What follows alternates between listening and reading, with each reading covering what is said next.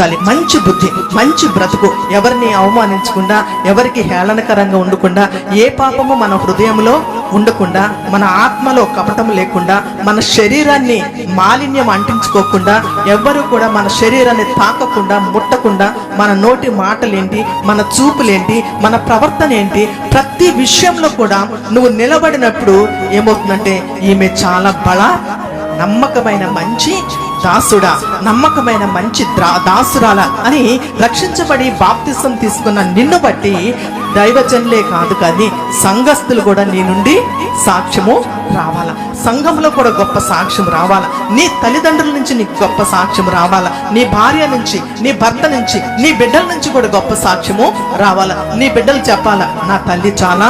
పరిశుద్ధాత్మరాలు. నీ బిడ్డలు చెప్పాలా, నా తండ్రి మంచి ప్రార్థనాపరుడు, పరిశుద్ధుడు అనని నీ బిడ్డలు నిన్ను గురించి, నీ భర్త, నీ భార్య, నీ ఇంటి వారు నీకు పేరు చక్కటి ఆ సాక్ష్యము నిన్ను బట్టి ఇవ్వాలి.